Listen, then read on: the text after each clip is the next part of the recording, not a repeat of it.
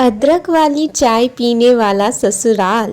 एक छोटे से गांव में रहने वाली रिया की शादी शहर के एक बड़े और संस्कारी परिवार में हुई। विदाई के समय उसकी माँ ने उससे कहा, बेटी, हर घर का दिल जीतने का रास्ता प्यार और अपनापन होता है। रिया मुस्कुराते हुए अपने ससुराल पहुंच गई। अगली सुबह रिया जल्दी उठी, नहाकर पूजा पाठ करके रसोई में पहुंची।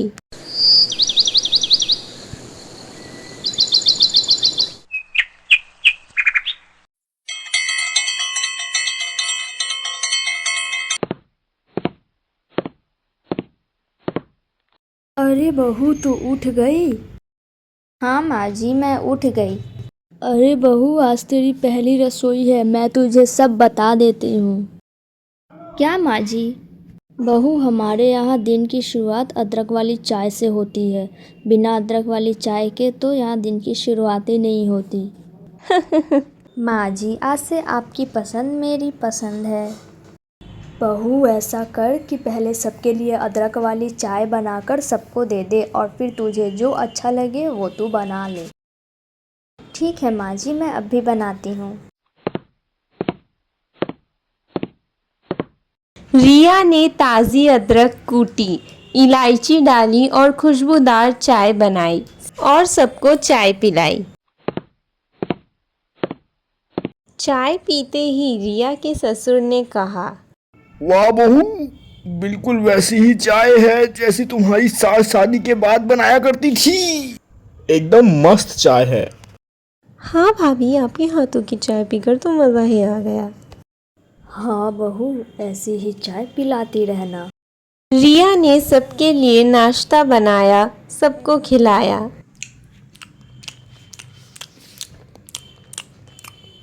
अरे बहू, बहुत ही बढ़िया खाना है। बहू, सबने नाश्ता कर लिया है, जा जाकर सबके लिए अदरक वाली चाय ले आ।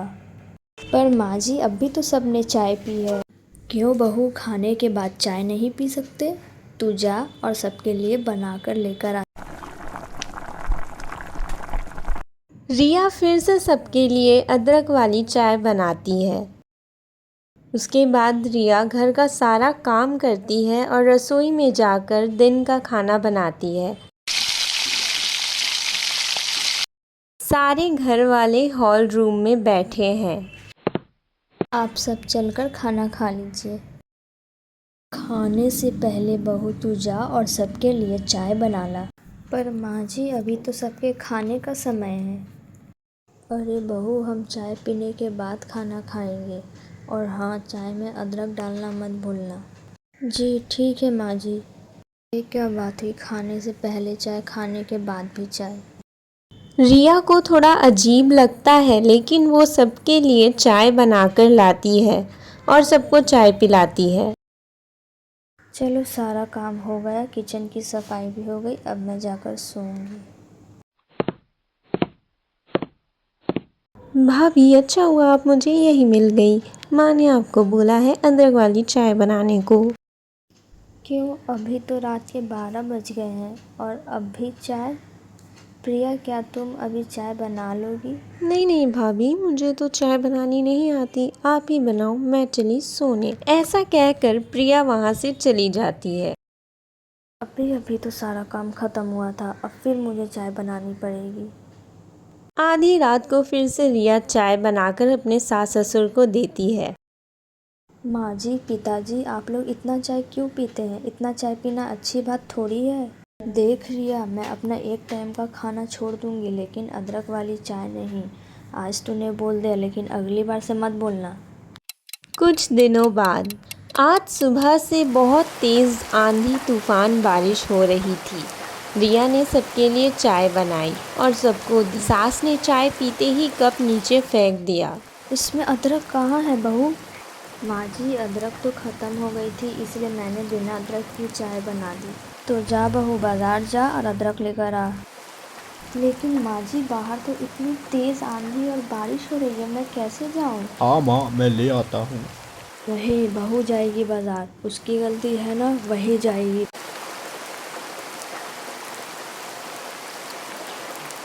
रिया बारिश में ही बाजार जाती है और अदरक लाकर सबके लिए चाय बनाती है और चाय बनाने के बाद सबको चाय पिलाती है। बारिश में इतना भीगने की वजह से रिया बीमार पड़ गई। आप सब मुझसे अदरक वाली चाय ही बनवाते रहते हो, आधी रात हो या सुबह हो, बहू चाय ले आ, बहू चाय ले आ। और कल तो हद ही हो गई मम्मी जी, आपने मुझे तेज़ आंधी बारिश में भेज दिया अदरक लाने को। आप सबकी वजह से मैं बीमार पड़ गई हूँ।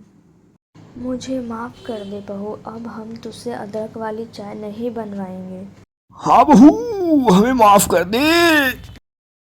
इस दिन के बाद से रिया सिर्फ 2 टाइम की चाय बनाती और अब चाय में अदरक होना ज़रूरी नहीं था।